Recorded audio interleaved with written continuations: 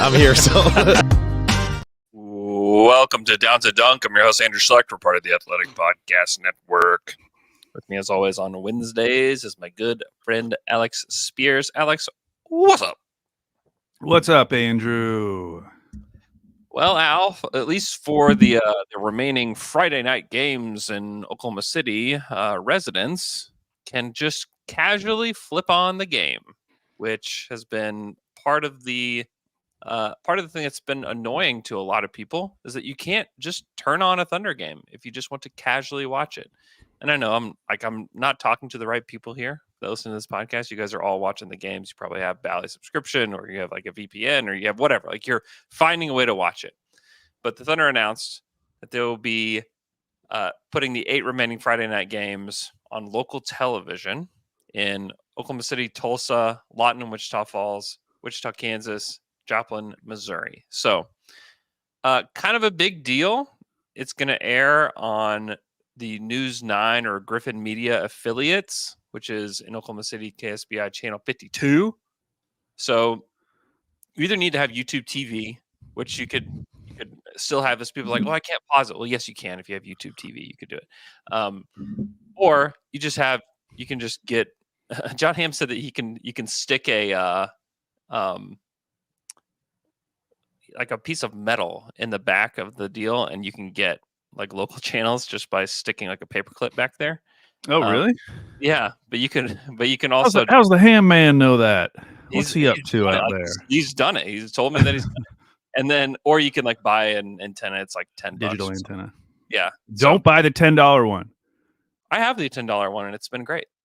Really? Well, it depends where you live. You can go online and check how close you are to all the different signals. Oh, yeah. And sometimes you need a more expensive one, and that's why your signal's bad. I used to have to do that. My signal's great from where I'm at. And the $10. Why is that signal great and your Wi-Fi is garbage? Why do you think that is? Well, it's because of this wall. This wall that's behind me. We can talk through it. But this is a really big deal. And to me, I look at it as like, okay, so the Bally Sports deal is like for sure up after this season.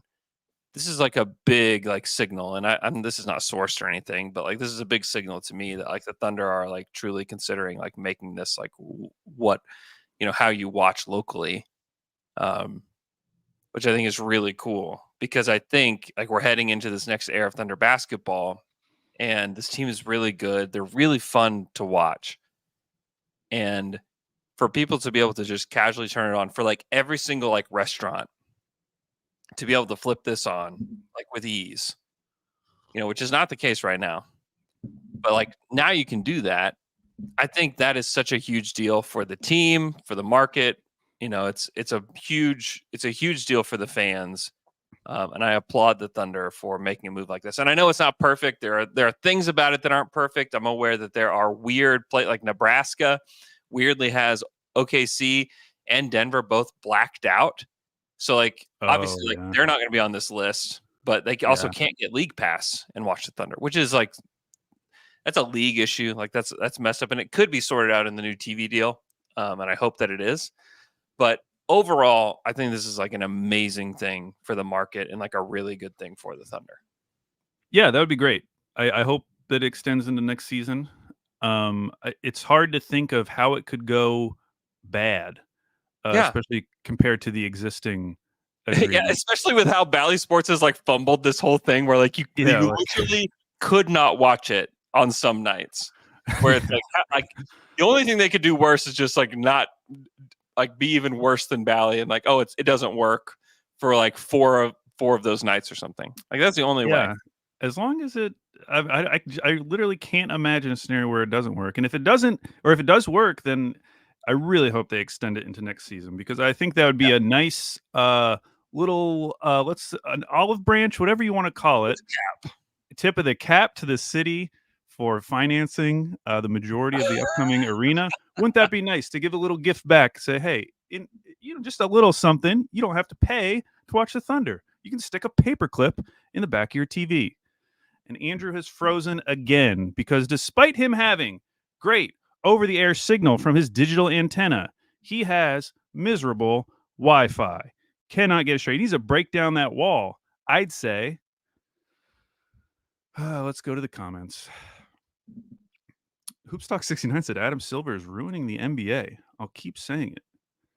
Hotel Internet Select. Oh, now it's just me. Andrew has to come back.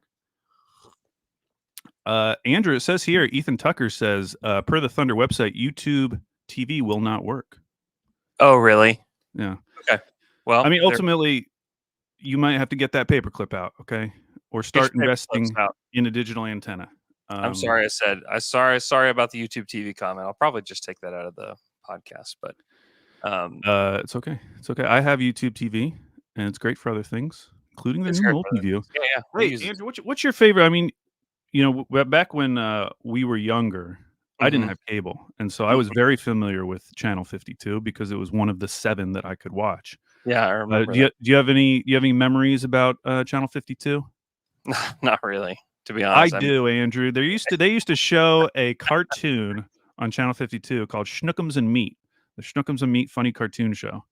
It was a great cartoon show, and I did a contest one time for Schnookums and Meat, and I won it, and I actually got to drive out to the News 9 whatever, and they gave me a free Schnookums and Meat duffel bag. Wow. Pretty cool. You still have that duffel bag? I don't. I bet it'd be worth millions. I wonder if there's a single person who remembers Schnookums and Meat. But it is a real thing, and you can look it up. There was a cat and a dog. They're friends. That's all I remember. But yeah, I was just reading the Wikipedia page for KSBI. Yeah. And someone had mentioned this on Twitter, and I had already forgotten it. But they were originally one of the channels that aired Thunder games back with Fox Sports Oklahoma that first season.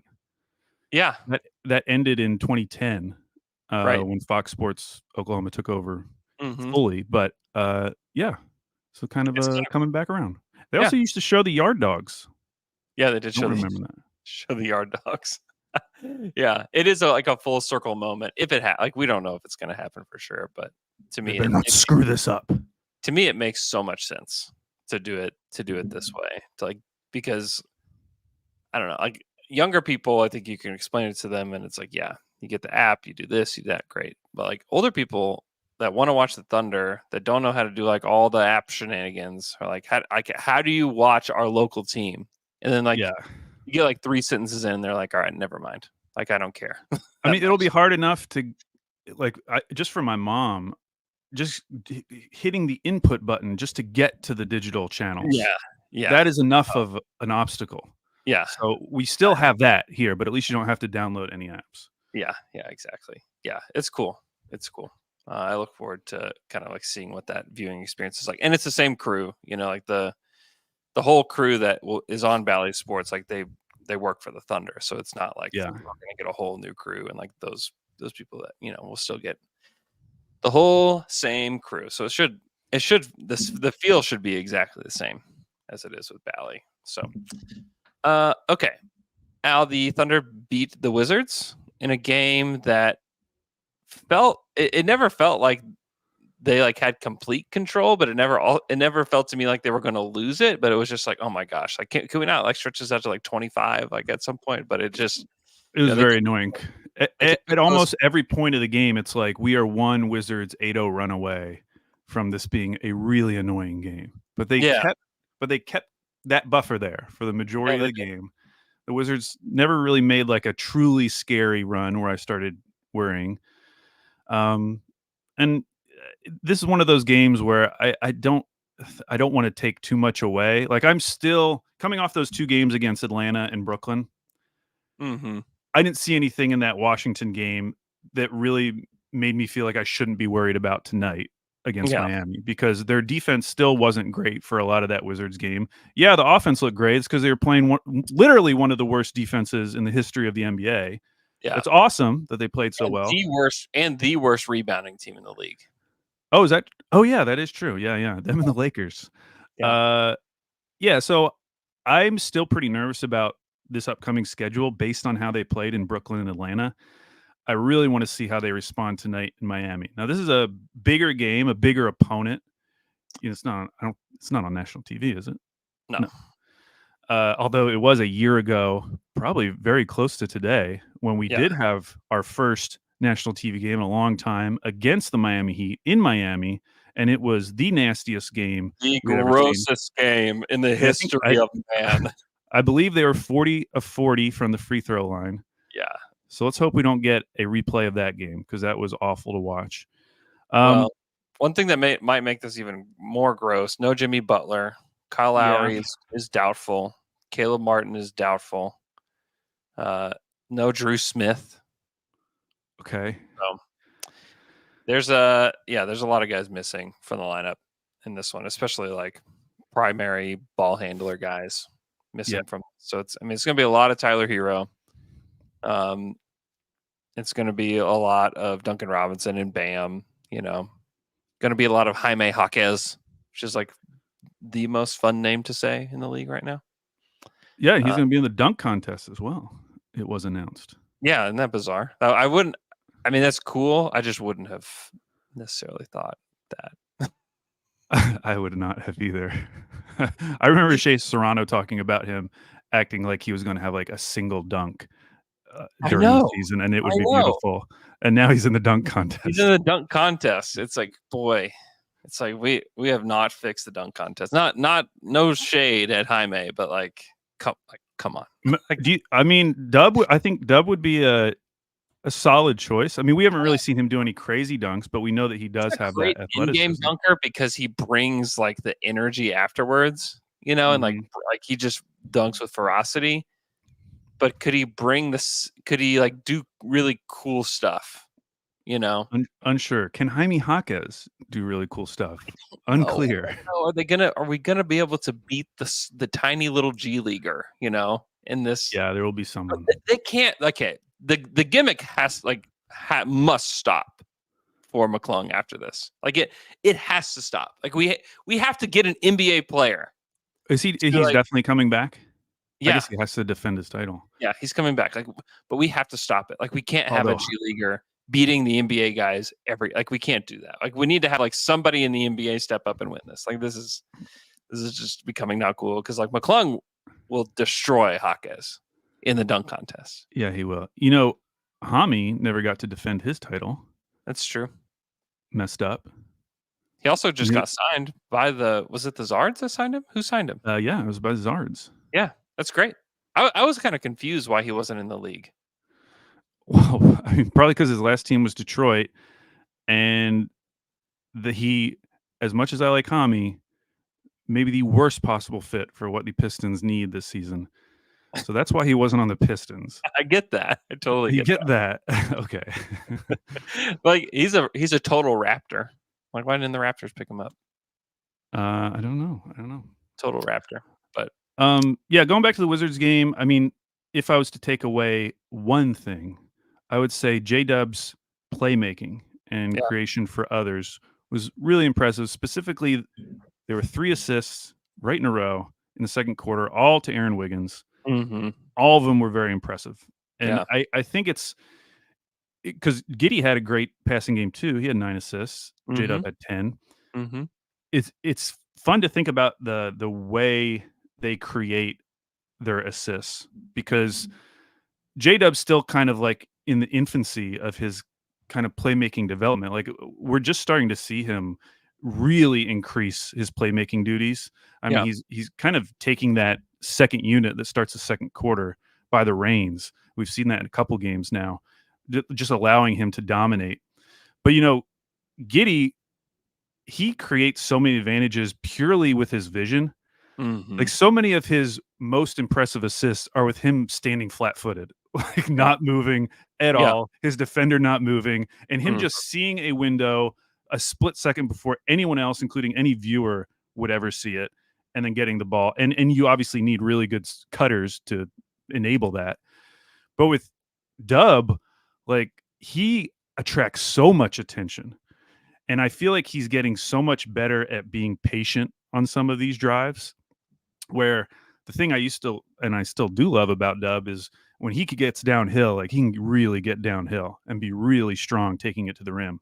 Oh, yeah. But you saw in that Wizards game a lot more patience, a lot more wizardry with his ball handling, and then getting to a point where he had attracted 2 or 3 Wizards players, and it ended up being a pretty relatively easy dump off pass to Aaron Wiggins in a few cases Mm-hmm. that looks really cool though because he's attracted so much attention to him. So I think that is something to be excited about going forward. I mean, he's already averaging a career high in assist percentage, obviously just compared to last season. He's only Right. played 2 seasons, but that growth in Dub's game is really exciting because it wasn't necessarily something I was totally zeroed in on going into the season. I was thinking about him more as a scorer, more let's see him develop on the defensive end. But what he's been doing as a playmaker over these last couple games has really been impressive, and really for the whole season. I mean, his assists are up as well, just overall. But in a few of these games, I feel like he's been really impressive. And it makes you think, okay, this might be a guy who can just lead your second unit. You can have really good 5-man units without Shea on the court, which I think once we get to the playoffs, that will become a big thing. Like, Mm-hmm. how are you going to survive the non-Shea minutes? Even if they look good in the regular season, I do feel like once you get to the playoffs, not having Shea on the court is going to be a liability. And it's like, what can you do to prevent that? And I think some of those J-Dub lineups may end up working. Yeah, because for a while it felt like Giddey was going to be the one to lead the second group, and Yeah. now it does feel like Giddey's more, and Giddey's been good lately, like been more of like a utility type of player. When like Dub is like one of the leaders, and like, he's continuing to separate himself, as one of like the running mates for Shea, and 21, 7, and 10 in that game. Huge rebounding game. I did go back and look. I was like, ooh, were there any really impressive rebounds? Because he's been a really bad rebounder this year. Not really. He would just happen to be next to a lot of these. He did have a really good offensive rebound that led to an assist to Shea. Yeah. But yeah, it wasn't like, I don't know if we've turned a corner there. But that would be the next thing. Like, as he develops into a playmaker, because if he's going to really play the 4 going forward, you really hope that he can become a better rebounder. Mm-hmm. Where even if it's just like five rebounds per night, like I'm setting the bar kind of low, but like we need more rebounding from that starting unit, and I have to zero in on him because he's playing at the 4. Yeah. So, but otherwise, yeah, he's been great, and it's really fun watching him both at the beginning of the second quarter and at the beginning of the fourth quarter. He's already had multiple moments in both of those situations where just you see him take hold of a game. I mean, when he came in the second quarter against the Wizards, they really built out a nice lead there, and then they gave it all up by the by halftime. But just having someone with the ability to do that, who can lead a 5-man unit, I think is really exciting because it's just another thing that you can't chalk up as a weakness. Like, if the non-Shea minutes aren't going to be a weakness, then that's just another problem for the opponent. Mm-hmm. Yeah. You kind of forget, like, Dove hasn't played that many games in the NBA. Like he feels like a finished product just because of the like maturity that he has on the court and the way that he probably plays. just passed 100, right? Yeah, 107 games. Yeah, 107 games. I mean, that's just like nothing. I mean, it's crazy, and that he's already this good. Because if this was as good as he was ever going to get, like, man, that's a really good player. Like, that's a great player. 18, 4 and 4 with a steal, shooting 53, 44, 83. It's like, yeah, give me that. I'll take that as my third best guy.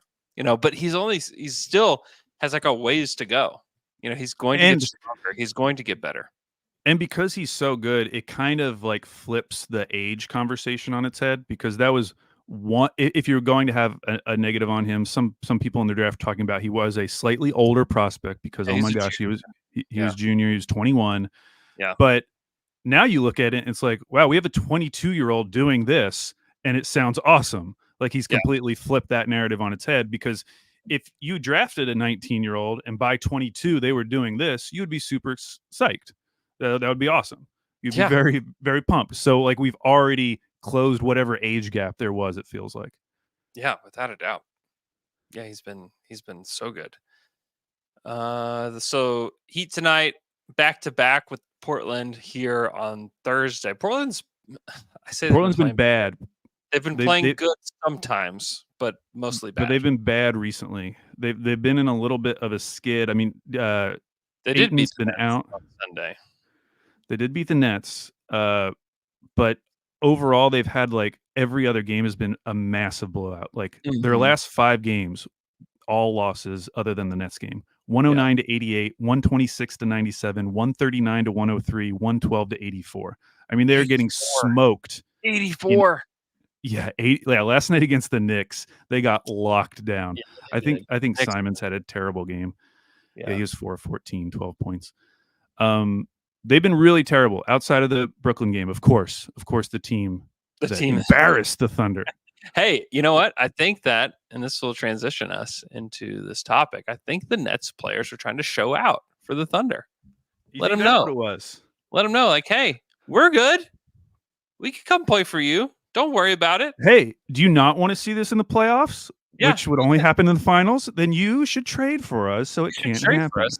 So, at Nets Daily, which is a Nets blog, which already makes this rumor a tinge strange, because it's now what I'm about to say is a blog talking about a podcast that was said, then with a vague rumor at the end.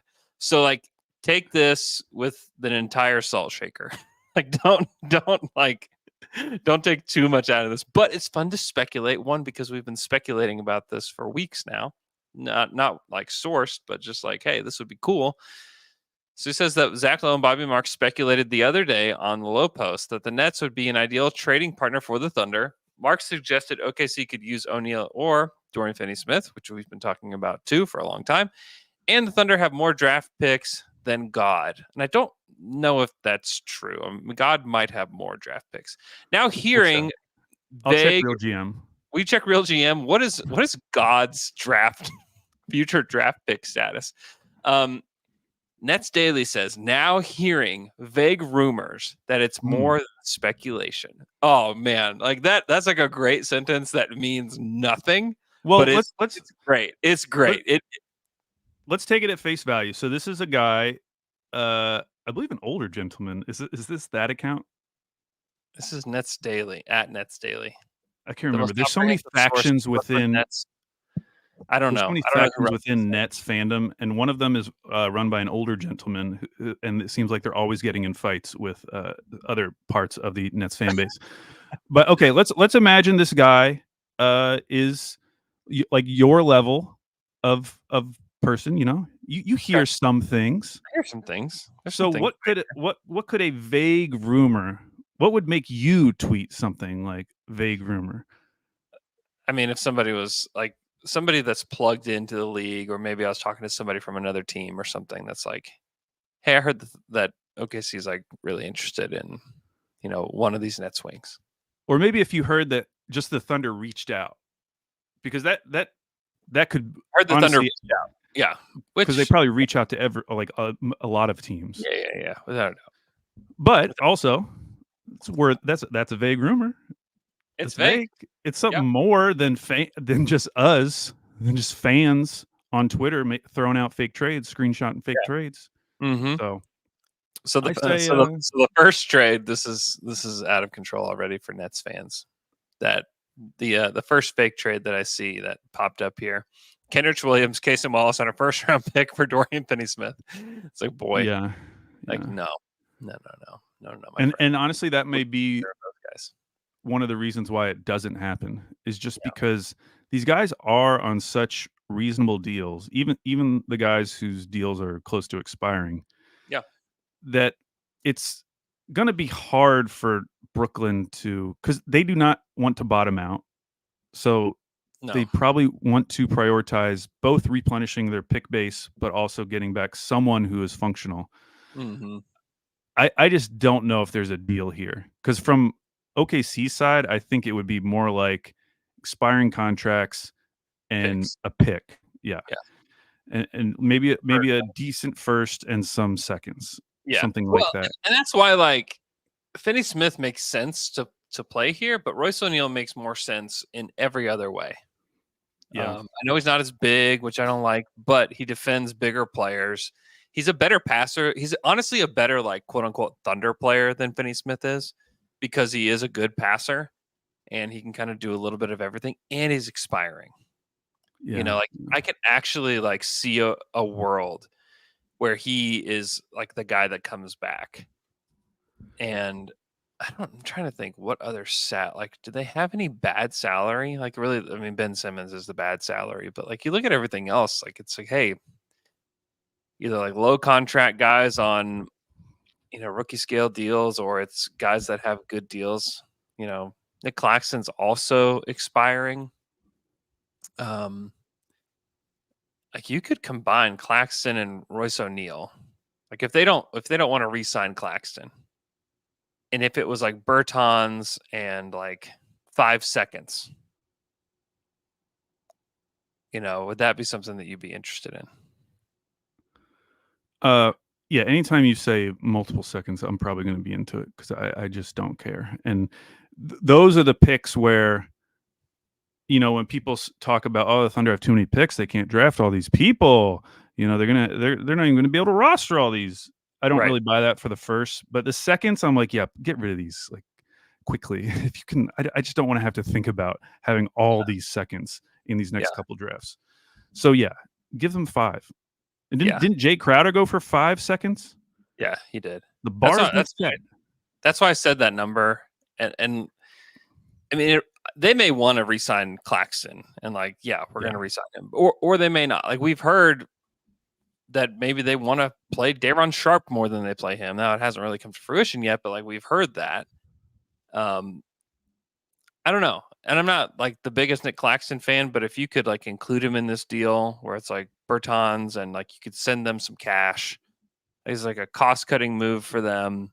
And maybe if you're the Thunder, you look at it as, okay, why don't we just try someone like Claxton just to see what it looks like going through the end of this season, just to see what it looks like having that option. Because we know that a lot of people have talked about that option nationally, always talking about pushing Chet to the 4, and we've always been very resistant. But if you could envision that at a pretty high level, like Claxton's not just some journeyman big, like he's a really good player, and he can be very switchable, compared to a lot of other traditional bigs that you might bring in. So he might fit better defensively. If you could bring him in, even if you don't end up re-signing him, just to see what it looks like, at least then you would know. You would have a much better idea of like, oh, this works because of this, or this doesn't work because of this. Yeah. Because right now we still don't really know. We still don't really know how that would look over an extended period of time to have a traditional center playing next to Chet over long stretches. Yeah. And if he's expiring, you don't have to bring him back. Yeah. And calling him a traditional center probably isn't fair because he's not really a traditional center. He just doesn't shoot. I should just say non-shooting. Non-shooting. He's skinny. Yeah. I think he's a little overrated, but he's like a good player. Andrew. He's a good player, but like, I think he's a little overrated. But like, the point of a trade like that to me is like fortify who you feel absolutely comfortable playing in like a game 7. Shea, Chet, Dub, Dort. I still feel confident about Giddey. I feel confident about Joe and Kenrich. Like, that's 7, and I'm like I'm not totally confident about Wiggins, Jay Will, and then like the rest of the guys. God, you and the Thunder, something about it. You guys have been infected. You have some virus that has prevented you from seeing the brilliance that is Aaron Wiggins. I like Aaron Wiggins. You keep wanting to poo-poo him. What is all he ever done? He goes out there and makes plays, Andrew. And you come in here and say, I don't trust him. Who else do you trust more than Wiggins to cut on this team? He might be the best cutter on the team. That is his NBA skill. It is his NBA skill. I'm going to go look up what he's doing points per possession on cutting. Just to shove it in your face. He's great. I'm not trying to poo him at all. I'm just saying, like, wouldn't you want? And they don't need to do this. If the Thunder would rather just kind of like see what these young guys do, great, fine. Like, I'm not saying like this needs to be done so the Thunder can do this or that. To me, it's like if you can add 1 or 2 pieces to this roster once you get to the playoffs that are just like fringe players that like you play them or you don't, and it's whatever, Like if if Royce O'Neal doesn't play for a whole series, it's like to me that's a big whatever. You can let him walk at the end of the season. It doesn't matter. Yeah. I wouldn't want them to like make a big trade for somebody that's like has to play big minutes. But to me, like this kind of deal is like kind of like the perfect middle ground. Because if you trade it for Dorian Finney-Smith, you're playing Dorian Finney-Smith big minutes. Yeah, But yeah. with these guys, that's not necessarily true. That you would like have to play them big minutes. And so I like that middle ground deal where it's just like, hey, we've won. The West is wide open. Outside of Denver, there's not like a team that's like, oh my gosh, this team is like so overwhelmingly good. That like you just feel like you couldn't get there. Like the Thunder could get there but you have to have like some kind of playoff experience on your roster. To me, you've got to like, and Claxton isn't that, but like O'Neal's Bertans doesn't count. Well, Bertans, no, he doesn't because he doesn't defend. So no, he's played 45 of them. I know he's played way more than anybody else, but no, it doesn't count. You know what I mean? Yeah, no, I know. Like they could get to the Western. We talked about it. Like there's a chance to like get through the West. Even in this stage, just because those guys are so good. I agree. And when they're all clicking like they were against the Wizards, like when they're all shooting like whatever. Somebody posted it. It was like they all had a true shooting over like 70% or something ridiculous. Okay. I will admit, Chet is probably the best cutter. He is points per possession 1.7, which is 98th percentile on cuts. He does it a fair amount of the time, 8.8% of his possessions. Mm-hmm. He's probably the best cutter. In terms of guys who take up a lot of possessions cutting, Cason Wallace, probably number 2. Mm-hmm. It's 13% of his possessions. He's 1.37 points per possession. Now, Aaron Wiggins does have the highest frequency. So about a quarter of all of his possessions are cuts. Mm-hmm. About all of his scoring attempts. He's 1.26, which isn't amazing in comparison to some of these other guys. Kenrich is higher. Dort is higher. So I guess he isn't the cutting god that I thought he was. He is in the sense that he does do it a lot. And he's perfectly good at it, but he is not the greatest. Last night or 2 nights ago, though, against the Wizards, pretty good. He was awesome in that game. Pretty good. Yeah. I like Wiggs. I think he's good. Real quick. You can make the case that like, you don't need to do those upgrades because of him. Like I'm not like staunchly like, oh, you must upgrade this position. Like I'm kind of like whatever. Whatever happens is fine.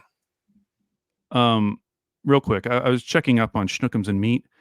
Would you believe that the lead character, Schnookums, voiced by, any guesses? Any guesses? James Marsden. Oh, really? Yeah, this wasn't just some run-of-the-mill show. James Marsden was the lead voice. Wow. How about that? Okay, a few other things I wanted to bring up. First, this is a Disney Schnookums made by Disney? Is that right? Yeah, it's produced by them. Wow. It was a spinoff of Marsupilami, which was a spinoff itself of Raw Tunage. Huh. Just to give you the kind of history there. Looks like it has some like Rocko's Modern Life type of vibes. Yes, it was Disney's attempt to do a more edgy cartoon in the vein of Ren and Stimpy and Rocko's Modern Life. Yeah, there we go. Yeah, Ren and Stimpy is maybe the vibes. Aired once a week. Only 13 episodes were produced. Apparently long enough for them to do me to get hooked and for them to also do a contest. Duffel bag. Yeah. And make a duffel bag. Wow. Joel Embiid is going to miss a couple games. Yeah. He's already been missing some games, and this is very relevant. Yeah. If you are interested in Shai Gilgeous-Alexander winning the MVP, because as a reminder, this season you have to play in at least 65 games. And let's take a look at it right now, Andrew. How many games has Embiid missed? 1, 2, 3, 4, 5, 6, 7, 8. Now, you can only miss 17 games. He's already missed 8. He's going to get close after this little mini stretch that he's going to miss. He probably won't hit 65. He probably will not, depending on how long this is, because we're not even halfway through the season. Yeah, we're about. Yeah, to me, he's the only one in the way of Shea winning this MVP. Really? See, I think there could be a late Jokic surge because people felt bad post championship. They're like, "Oh, he really is good. It probably would have been fine to give him 3 in a row." And I think people will be very willing to give him another one if they end up being like the number 1 seed, and his stats are going to be good, and he doesn't really miss games. So I just think it's interesting because one, it could help Shea because there might only be really 2 serious contenders. I mean, I could still see like Luka making a run if the Mavs got a lot better. Tatum, just because Boston is so good. The Mavs lost to the Grizz last night. I know they got like blown out by the Grizz. I just don't see a pass for that. I mean, Jokic has got to want it too. Dude, he took 3 shots against Detroit the other night. 3. It's very funny though. I almost feel like you're making the argument for him that he is at the level now where he can just decide, I'm not going to shoot for a game and I'm still going to dominate and kill other teams. Yeah, but like when it comes down to it, like the stats do matter, like very much when we're talking about MVP race, because it's a lot of people that can't watch all the games that are voting. They try to watch as much as they can. They try to be as well informed as they can be. But like Jokic said, 1, 2, 3, 4 games of single digit scoring. And like those will matter. And I also just ultimately think like he's like the ultimate I do not care. Like he didn't care when he won them, Like he just don't like that. He just does not care. I'm not saying that I don't like it. What I'm saying is like I'm just not sure that he is going to like make that push at the end of this season to get there. And that's why I think that that Embiid is the only one in his way, because Embiid is putting up a crazy statistical season. Yeah. And if he doesn't qualify because of games missed, then I think that it's like clear to me. It's clearly, if the Thunder can stay in the top 3 of the West, I think it's clearly Shea. Because you look at him, almost 35 points, 12 boards, 6 assists, 1 steal, 2 blocks per game, 53, 36, 88. I mean, he's been a monster this season. To me, he's the only one that stands in the way. I do think, and it's not happening right now because they're looking weird, but Giannis is putting up pretty incredible stats as well. And he is. If the Bucks did go on a run and ended up like challenging Boston, which they're already 3.5 games behind, but like they're going to try to find someone else. There's going to be someone else that becomes a talking point. It's not just going to be, assuming that Embiid misses enough games, it's not going to just be Jokic and Shea. Like they will try to make a case for somebody else. They'll try to make the case for somebody else. I just think like the Thunder are like the darling of the league this year. Shea is like the big reason for that. Well, Andrew, they better stop losing to Brooklyn and Atlanta. I mean, like I said, like you have to be at the top of the West in order to win it, and if you keep, losing games like that, then yeah, you're not going to. But I mean, 31.5, 6 boards, 6.4 assists, 2.4 steals, and like leads the league by like a huge gap, between the first and second in total steals. And he's shooting 71.4% in the restricted area this season, taking the most restricted area shots for a guard in the league. And he's shooting better than all of them. And he's scoring more than every guard in the top 50 in scoring, except for Luka. And he's taking less threes than every single one of them. To me, like, that's crazy what he's been able to do. Like, that to me is, he's so unstoppable. I think the argument for him, which he will be able to claim this argument alone if Embiid misses 17 games, or I guess 18 games. I think he will have the case. He'll have the 2-way case. I think Yeah. it's super important that he continues to be really good defensively and that the Thunder as a team continue to be really good defensively. Because I Mhm. think that is one way to distinguish him. Because listen, Jokic's offensive numbers are just always going to be crazy. They're going to be crazy. He's always going to look really good in box plus minus. But if you can have a guy like right now, the only two players in the league who are top 10 in offensive and defensive EPM is Embiid and SGA. Yeah, And exactly. it's I was really actually interesting. Like the offensive list, like the top 10, Halliburton, Jokic, Doncic, Embiid, Shea, Giannis, Lowry, Trey, Steph, Tyrese Maxey. Defensively, it's like all role more. players, like Yeah, Hartenstein. Xavier Tillman is number 2, Evan Mobley, Marcus Smart, Alex Caruso, Wembanyama, Jalen Suggs, Nikhil Alexander-Walker, Walker Kessler, your guy, shout out. Goga. Wow, Goga's really high on this list. Goga's been good this year. And then we eventually get to Chet. But yeah, it's like mostly role players. So to see like a star level player in that top 10, which credit to Embiid, he's there as well. Yeah, That's really impressive. yeah, And so that will be kind of what his case is kind of built around. yeah. And he's second overall in EPM at a 9.8 to Embiid is number 1 at 10.3. And then it drops off to 7.2 for Giannis, 7.2 for Jokic, 6.5 for Luka. Like there's a big gap between Shea and Luka. If you want to make the argument for Luka. And also there's the biggest gap ever between the two of them on defense. And the teams. I mean, they're 3.5 games up on them. Dallas is in the play-in after that loss last night. Right. They would have to make a big run. They would obviously need to be a top 4 team for the Luka argument to really hold a lot of weight because of the other candidates. Yeah. Because we know that Denver and hopefully OKC are going to kind of solidify themselves in that top 4.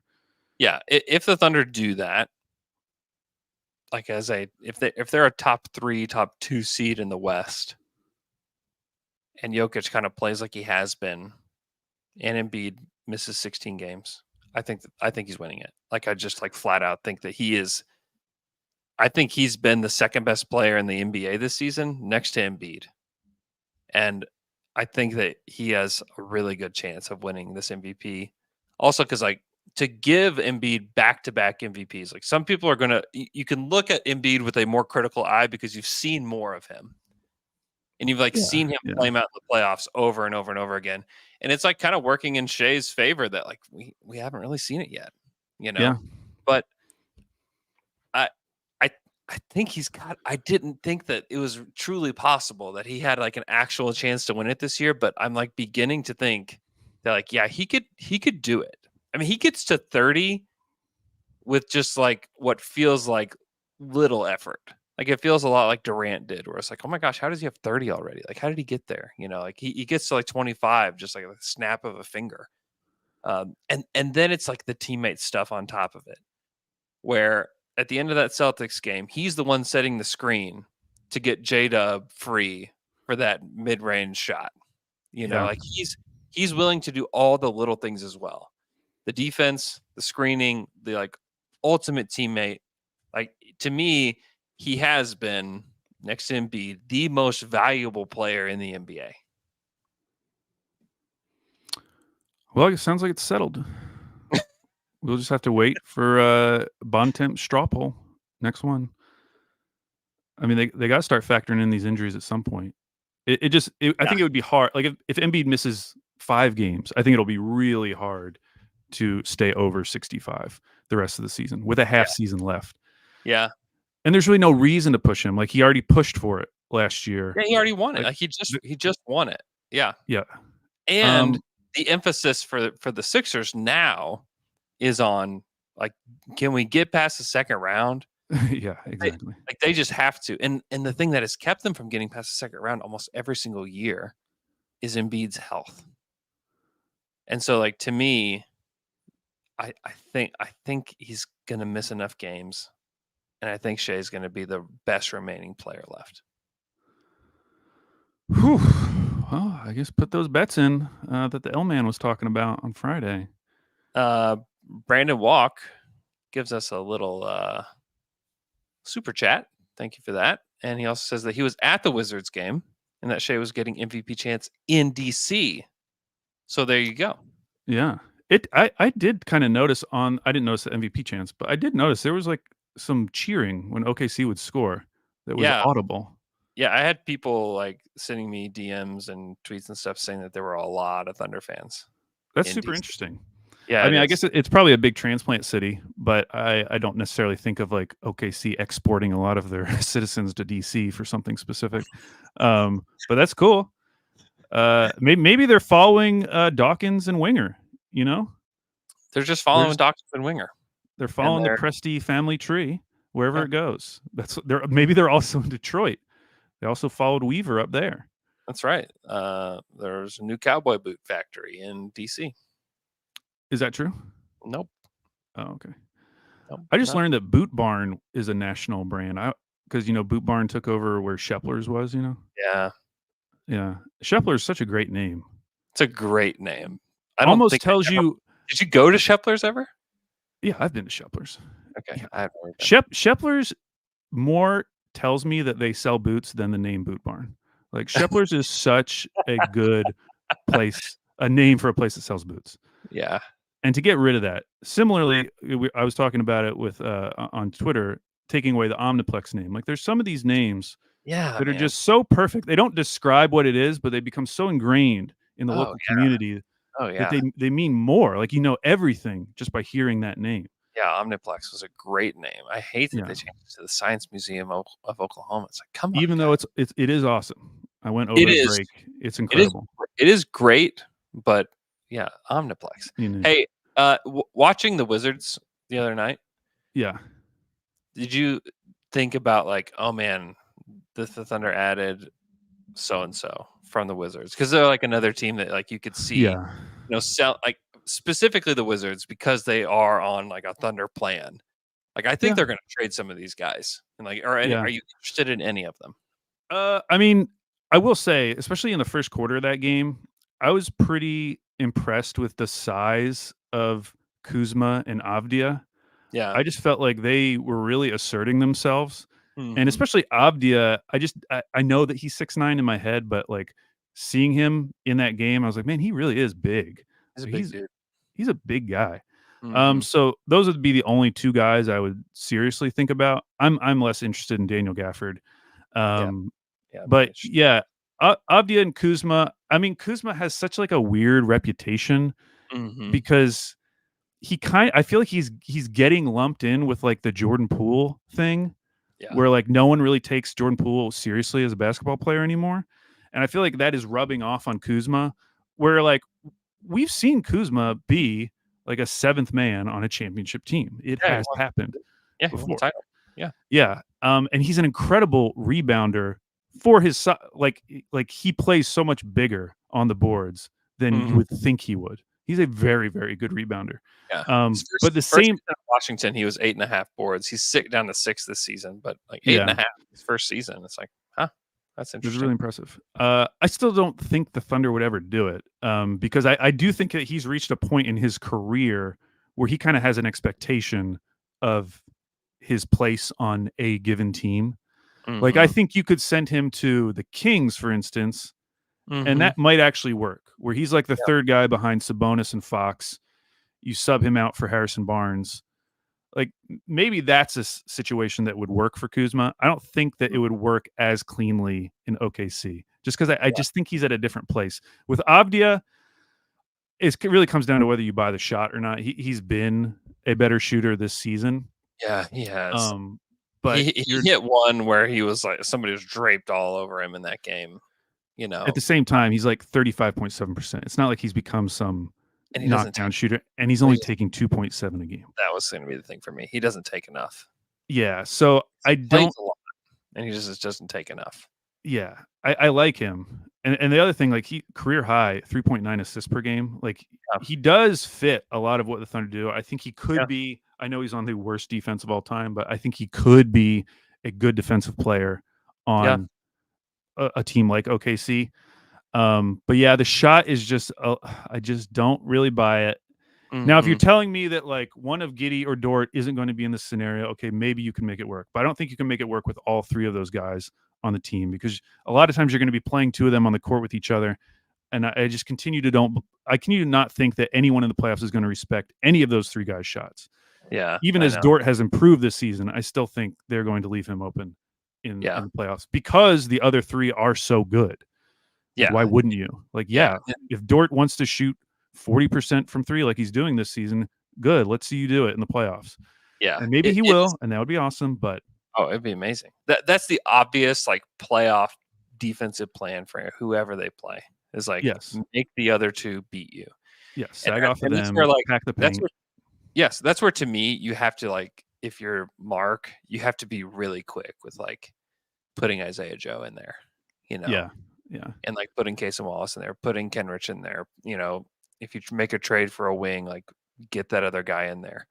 You know, like that to me is where you have to like be willing to do that pretty quickly. I do like Denny's contract. He's got a great deal, you know, where he's like paid like a role player for a while and it's descending too. So like there's a lot of things to like about him. If I believed one, if the shooting was like more believable, like I don't think you could trade for him, you know, because True. I think Yeah. that he would like he'd be one of the best players on the Wizards and it wouldn't even be a question. So yeah, you'd be taking a little bit of a swing on him, but in like 4 years, he's making $11 million, which is going to be like below the mid level at that point. Yeah. So I mean, it's just like it doesn't like that's one of the reasons why you'd want him. Is like, oh man, like if we think he's good and can just play like a bench role for us, you know, next season he's 15.6, the following 14.3, 13.1, and then 11.8 in 27-28. Which is going to seem like nothing then. Yeah. So, I mean, I do like that. I don't love the fit, but I think it's good enough. And he's also the kind of player where I think a 6'9" wing who can pass a little, defend a little, shoot a little is always going to have value in the trade market. So it's not like you're getting stuck with some terrible like John Collins contract where you make the trade for him and then you're like, I don't think we can get rid of him without giving up something. So in that respect, I think it would be pretty low risk. I don't know what I'm assuming Washington would want at least a first for him. They'd probably want a first. Definitely. That should be what they want. Would you give up a first for Denny Avdia? Like, would you give up this upcoming Rockets first for him? Yeah, I probably would. Yeah. Yeah, I don't know if I would. I just I know that there are going to be good role players in this draft, but it comes down to like, do you really believe, and maybe if the answer to this is yes, that the Thunder are going to be able to draft another guy who can immediately come in and play now for a team coming into next season that is going to have championship aspirations? Like, do you really believe they can draft someone at whatever it is, 12, 13, 14, that is going to be able to come in and just get minutes on a championship level team? And if they can't, like, when is that going to happen? I just think it's going to be increasingly hard. Kaysen has done it. It's been incredible for him, and he's going to be able to continue to develop because he's been so good out of the gates. But you really are going to need another person like that. Like, and I just don't know enough about the draft to know who that could potentially be. Yeah. But it's going to be hard coming into next season to knock these guys off of their minutes. Yeah, it's a good question that I think will need answered. I don't know that I love Denny enough to give up a first for him. But I could understand why they would do something like that. To me, it's like him. Or I like Kispert too, you know, as like a shooter. Like if you were trying to get like a real shooter, I don't know if they would make Kispert available, but like that would be another one where I'd be like, yeah, like I would like a guy like Corey Kispert to come off the bench and like just like fortify the shooting, you know? Yeah, yeah. Yeah, and he has next year and then his qualifying offer. So he'll be eligible for extension this summer? Uh-huh. Okay. Yeah. Yeah. Which maybe you don't trade it for him for that reason. But also he might end up being cheap because he hasn't been playing that many minutes for the Wizards. Mm-hmm. I think he's playing under 20 minutes per game for them. Yeah, I think you could get him for a reasonable rate. And he's somebody else that I think, and this is something that's really interesting about this team, is like I think this system would make him better. You know, I think that he would be. Oh yeah, I mean yeah, he's going to get a lot better shots because like he is a really good cutter. The only like bad thing about Kisper is like he just doesn't really do anything else. Like he's not an effective rebounder, not a great pass. Like there's just not a whole lot to his game, Yeah. you know. Whereas like with Denny, it's like, yeah, he's a pretty good rebounder, pretty good passer. Like he can do a little bit of everything. Like he's more thundery certainly than Kispert is, but yeah. You want to talk about Ja? Yeah. So the other thing that happened yesterday is that Ja Morant's going to be out for the rest of the season. Yep. Terrible for Memphis, who had started finding a little footing with Ja back, and now Yeah. it's all thrown out the window. So they're going to be in the lottery. I think there's two OKC angles to this. One is that it increases the odds of the Utah pick conveying, just because now it feels like, okay, now there's another West team that we can feel pretty confident is going to finish below Utah. Mm-hmm. Like right now, I think you'd feel pretty confident that the Spurs, Blazers, and Grizzlies will finish below the Jazz. Mm-hmm. So that's 3 teams. And then the East, Pistons, Wizards, Hornets is locked in. So that's 6 teams. So Utah's at 7. Honestly, when I went through this, it wasn't as convincing. I was like, man, they still need to jump like 4 other teams for that pick to convey. And at that point, you're talking about, which they are ahead of the Warriors right now, but the Warriors, Lakers, Suns, Houston, like maybe one of those teams. And then in the East, they need to jump maybe like Hawks, Nets, Bulls, or Hawks, Nets, Raptors. Feels like the Raptors are starting to find their footing. Mm-hmm. So I don't know. I even with that injury, I still think I would put the odds favoring that pick not conveying. Yeah, I tend to agree with that, and it's also just a part of like the motivation from the teams below them too. Like, are they going? I just think there's more motivation from Warriors and even Chicago and teams like that to just be better. Yeah, the teams, like we've already heard, like Atlanta might be willing to take a step back this year. So okay, maybe Atlanta, Brooklyn, you could see them taking a step back if they're trading some of these guys. Yeah, definitely.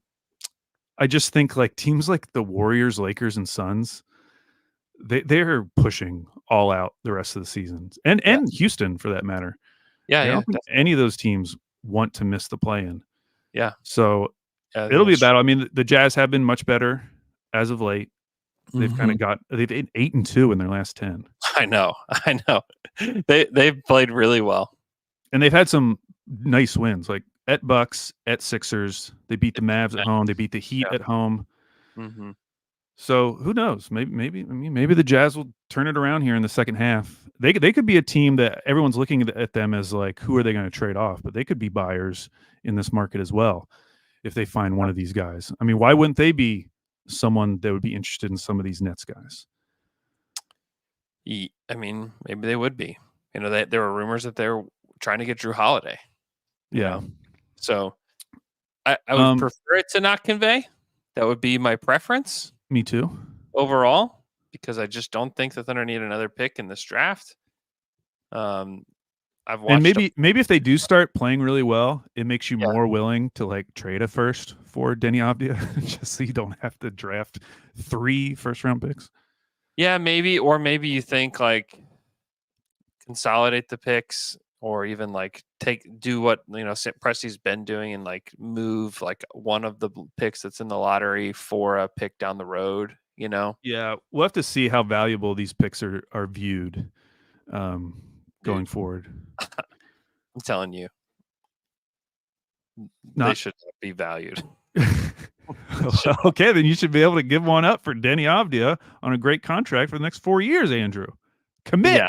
Yeah, I think I would be willing to give up one of these. If Utah pick conveys, like sure, like somebody else can have it. And the other will feel different. They will feel different about it because they I think a lot of times like they like the weird drafts. Like they like to find the diamond in the rough kind of deal. Like the Steven Adams draft was like a horrible draft, but they ended up with just like a crap ton of those dudes on the team. Is like, was that a good thing, Andrew? I mean, was all that a good thing? Oladipo, like the list is. I guess wild. Oladipo was good because that Oladipo, Nerlens Noel, Steven Adams. Hey, maybe they could get another guy. Kelly Olynyk was in that draft. They could get another one. Let's go. he's not done acquiring these guys. Schroeder was in that draft.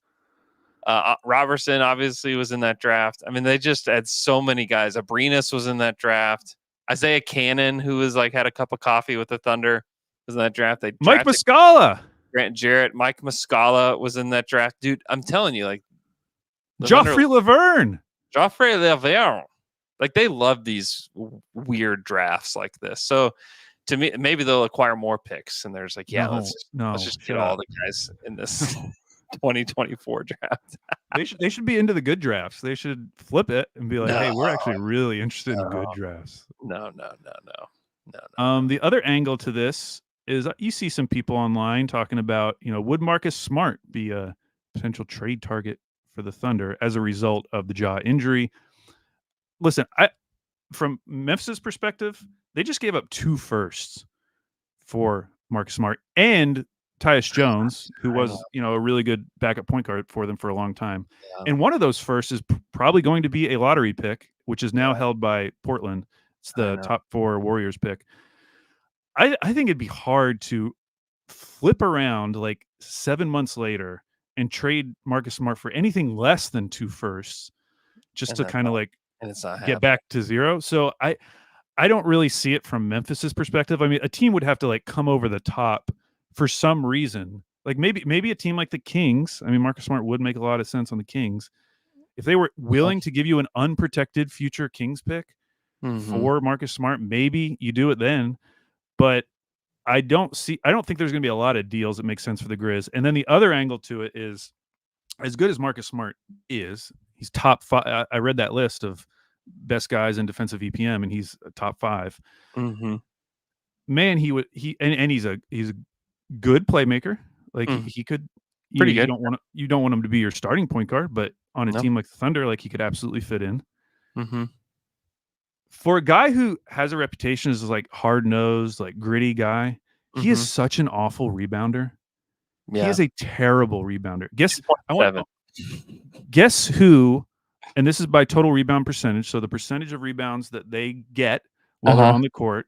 How many players on the Thunder's current roster have a total rebound percentage that is lower than Marcus Smart? Oh, it's like 3, maybe. 1. It's Micic. No. Micic. 1. That's wild. That's how bad of a rebounder Marcus Smart is. Is that he has never averaged 4? No, he's averaged 4 rebounds once in his career. Yeah. And it's just I know he's 6'3". He's not tall. He's 21. Yeah. But I just have this image of Marcus Smart as this guy like diving for everything, like crashing the offensive boards. But he's not really that guy. I think of him kind of like a lesser version of Russ in some ways, but he's not really that when it comes to rebounding. Yeah, not even close. And it is hard to be like a great rebounder when you are defending the guy who shoots the ball at the end of the possessions. That's like why like Dort is a better rebounder than he is, but like oftentimes Dort is the one contesting the shot at the end of the possession. He only averages 5 a game this year. So like that's a huge piece of the puzzle when you're talking about like Marcus Smart being like a bad rebounder, but point taken, But at the same time, like, so their total rebound percentages, Marcus Smart's 4.8, Dort is 7.9. Like he's a significantly better rebounder than him.